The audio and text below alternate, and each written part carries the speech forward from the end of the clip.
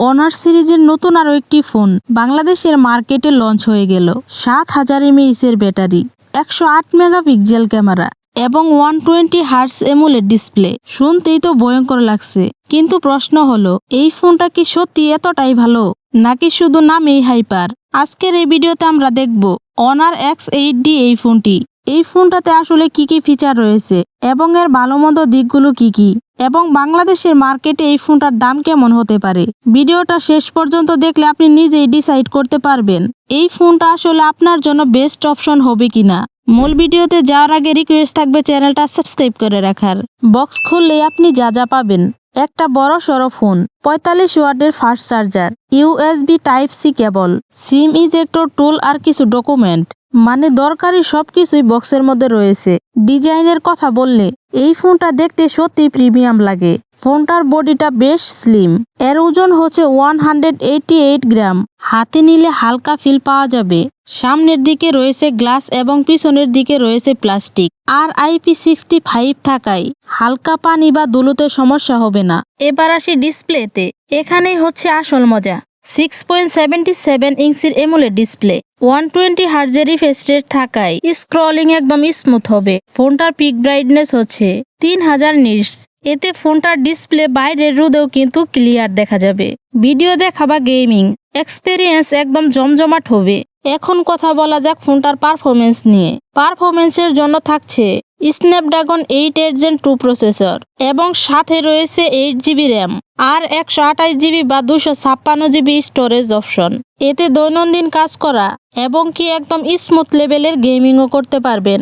কিন্তু হাই গ্রাফিক্সের game run করালে ফোনটা একটু গরম ফিল বা লেগ ফিল হতে পারে, তাই মিডিয়াম সেটিং এই খেলা ভালো। হেভি গেমিং করলে একটু কম্প্রোমাইজ করতেই হবে। ক্যামেরা নিয়ে কথা বললে এখানে আপনি পাবেন 108 megapixel main camera, 5 megapixel ultra wide আর সামনে রয়েছে 16 মেগাপিক্সেল সেলফি ক্যামেরা।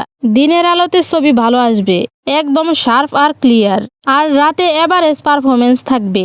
এবার আসি এই ফোনটার সবচেয়ে বড় হাইলাইটেড বিষয়টা নিয়ে। 7000 mAh এর ব্যাটারি দেওয়া হয়েছে এই ফোনটাতে। একবার চার্জ দিলে সহজেই 1 থেকে 2 দিন চালাতে পারবেন। হেভি ইউজ করলে ফোনটার কোনো চার্জের টেনশন করতে হবে না। এবং সাথে আছে 45 ওয়াট ফাস্ট চার্জার, মানে চার্জ হতেও বেশি সময় লাগবে না। ব্যাটারি ব্যাকআপও একদম কিং লেভেলে। ফোনটাতে সফটওয়্যার হিসেবে আপনি পাবেন Android 15 আর অনার এর ম্যাজিক OS 10। UI স্মুথ, ব্যবহার করতেও সহজ। ইন ডিসপ্লে ফিঙ্গারপ্রিন্ট রয়েছে, NFC সাপোর্টও পাবেন। ওভারঅল এক্সপিরিয়েন্স বেশ ক্লিয়ার আর মডার্ন। ফোনটার ছোটখাটো বিষয়গুলো খেয়াল করলে 3.5mm হেডফোন জ্যাক নেই, FM রেডিও নেই, মানে হলো ছোট ছোট কিছু কম্প্রোমাইজ আছে। সো এই হলো এই ফোনটার ফুল ডিটেলস। এখন কথা হচ্ছে ফোনটার বাংলাদেশে দাম কেমন। বাংলাদেশের মার্কেটে এই ফোনটার দাম প্রায় 37,999 টাকা।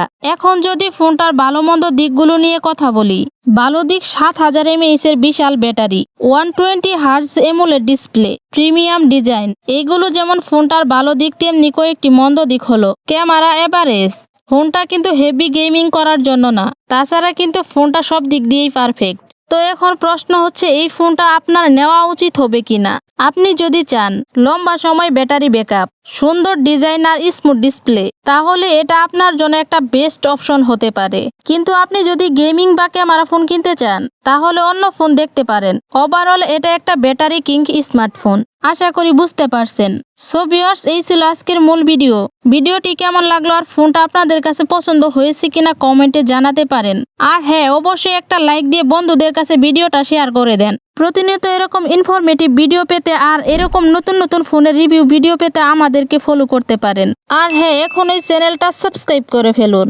সো দেখা হচ্ছে নেক্সট আরেকটি ভিডিওতে। ততক্ষণে সকলে ভালো থাকুন, সুস্থ থাকুন। আল্লাহ হাফেজ।